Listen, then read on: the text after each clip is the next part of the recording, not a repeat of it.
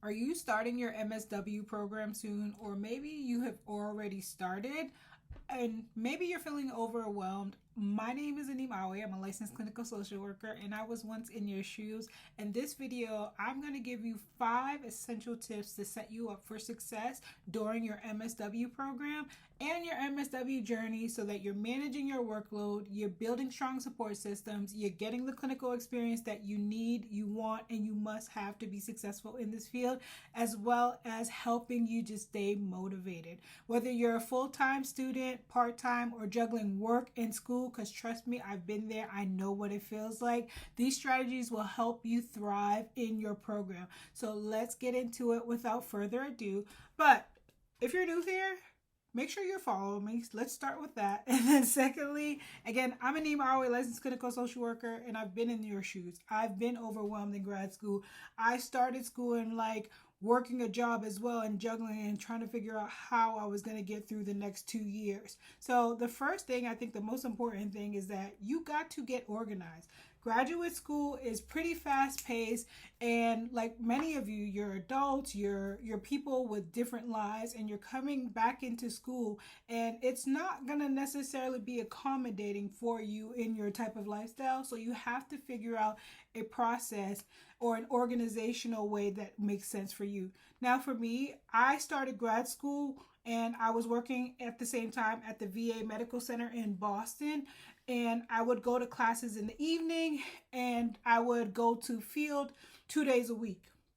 Now, as you can tell, that got pretty overwhelming really fast. And one of the things that I had to make the hard decision to do for myself is quit my job at the VA.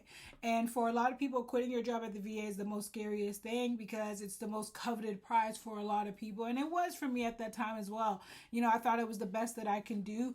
But ultimately, I had to decide that in order to get through school, I could not work full time because I still had clinical internship hours that I had to complete. And I wanted to make sure that I completed that because I wanted to ultimately graduate. So getting organized looks differently for everybody. That could mean having a schedule for studying as well. One of the things that I did is that I dedicated my Saturdays and Sundays to studying. So every day I would go, every weekend I would go to the library, and that would be dedicated to just for studying for a couple of hours or getting my papers done, getting my readings done, anything of the sorts. That was my dedicated day to doing those type of things. And so while the rest of the week was dedicated to going to classes as well as going to my field placement. And so that's how I organize those type of things for me. You can look at getting a planner if you're the type of person that needs to write things down, a whiteboard like I have here in my office. Really understand like your assignments, when those things are due, keeping track of like everything you've submitted, color coding your classes. Do you need to color code your DSM? Those are all things that are going to be based on your individual styles, and definitely encourage you to do what works for you. What works for me may not work for you, and vice versa. The second thing that I think is going to be important for you to really take time to kind of understand and build upon so you can be successful in your program is that building relationships with your professors and your supervisors. Not only are they your professors, not only are your clinical supervisors, but these are people also that can write you recommendations later on. These are also people with a wealth of knowledge within the field that have been in your shoes as well and are now experts in the field.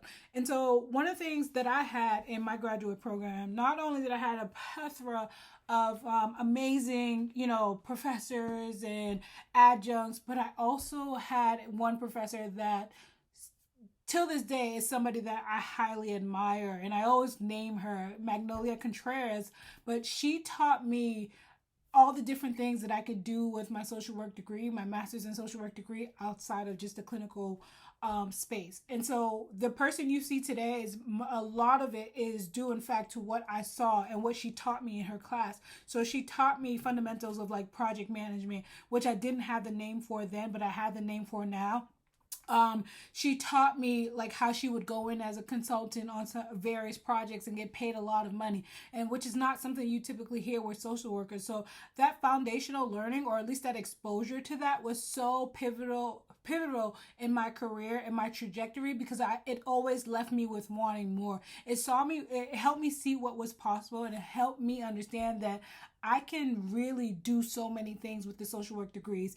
And not only just that, she was also there to write recommendations for me. She was also there for me to help, pass on my name for opportunities that she thought I would be a perfect fit for. So in a lot of ways, these relationships that you have with your professors are so important, as well as your supervisors, right? Because they're going to be writing reviews on you on how you're doing for the year.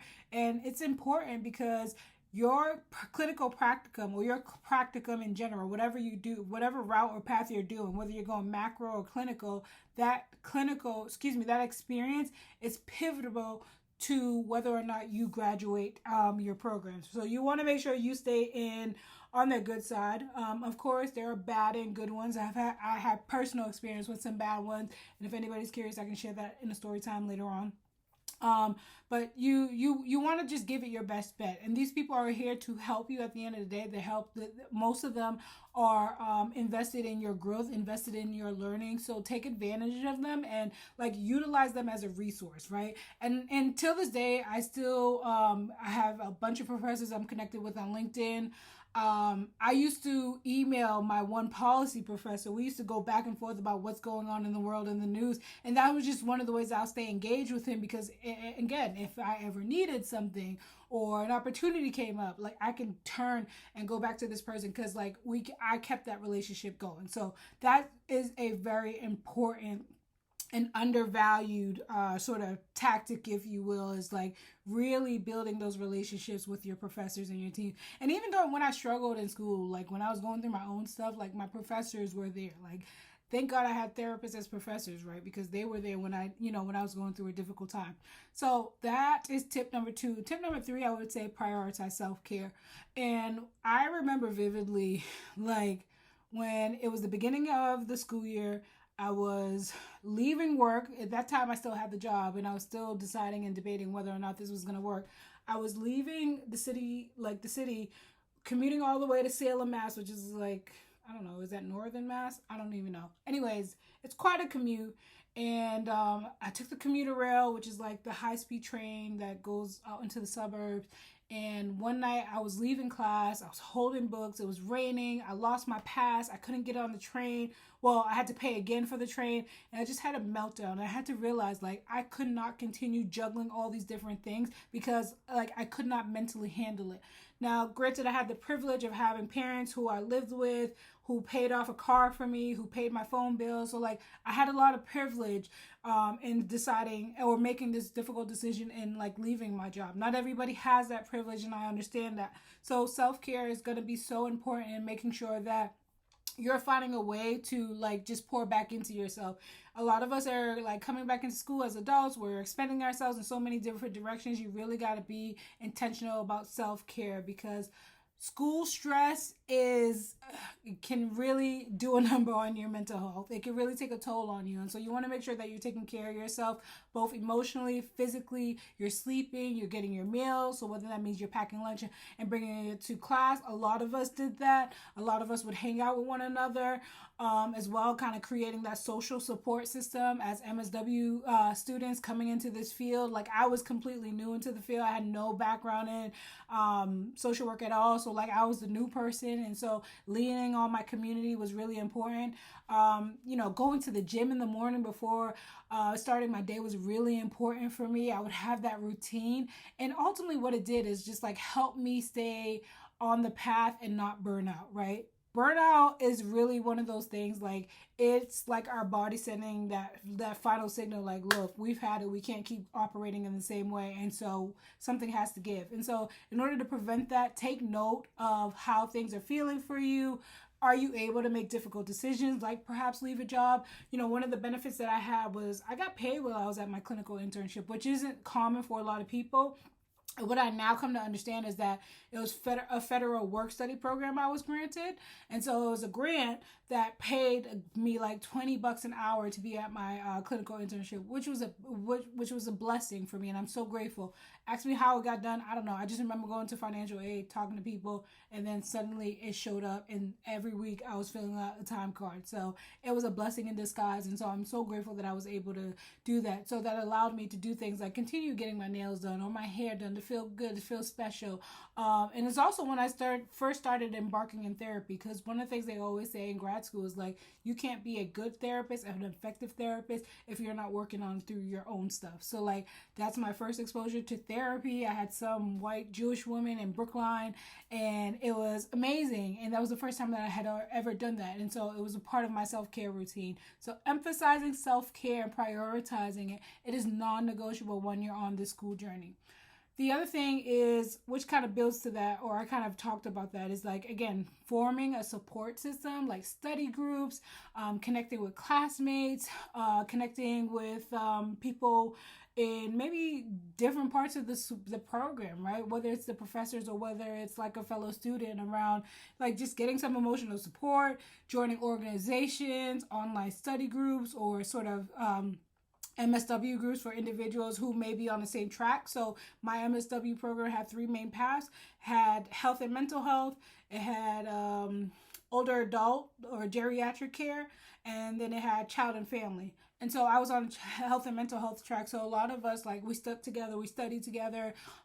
We had a big capstone project or dissertation project that we had to complete. So we worked in groups. And so we worked really hard throughout the year to get through that. And so we would meet with each other on the weekends. We would talk to each other. We had like Google Docs going and like giving feedback on certain things. We do role plays, obviously, with one another and recording it. So stepping out my comfort zone. But I was able to do that, or at least feel more comfortable doing that, because I had that established sort of support system with them. You can't do this alone. We're not designed to walk through or navigate life alone. So get comfortable with like leaning on others, because I think a lot of our graduate programs will teach us that, whether you're a social worker or not. I think that's pretty standard.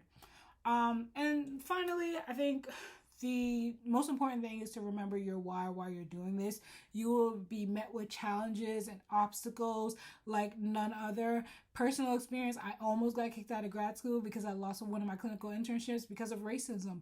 Now I can fully name that and, stand confident in that. But when I was going through it, it was the scariest time of my life. But because, again, I had support systems, I had faculty backing me up. I literally had to get letters of recommendations of why I should remain in my graduate programs. And I had to ask fellow faculties. I had 3 different professors willing and offering, and actually did write those letters for me. And by the grace of God, I was able to remain in my program and complete my program.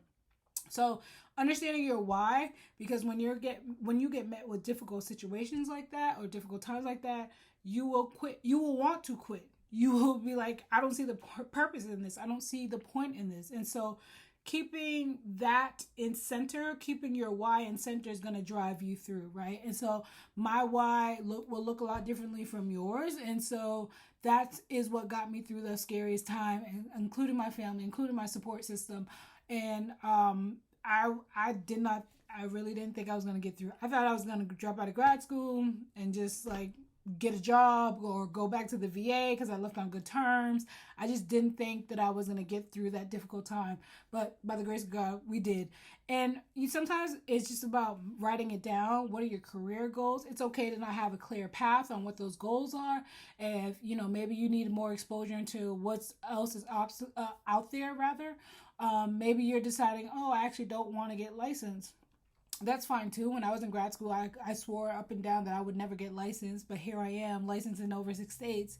But understanding what your goals are. Is this about social justice orientation? Is this about like kind of challenging your own beliefs, your own thoughts? Maybe there's some of the things that you were taught to believe. And so that's going to help you get through difficult times all in all. So if you're on this MSW journey, I want you to know it will challenge you. It will stretch you in ways that maybe you're not necessarily used to, but with the right preparation, I think, and supports, it will transform you in a good way, right? And so I want you to be receptive to that. I want you to be open to that. And I want you to just embrace the journey. So comment below with what stage of you are in your MSW program, whether you're new, just beginning, whether you already completed it, and maybe you have advice for fellow students right now. Drop it below. And I'm cheering for you. And if you ever need additional support, I'm always here. And thank you for watching. Take care.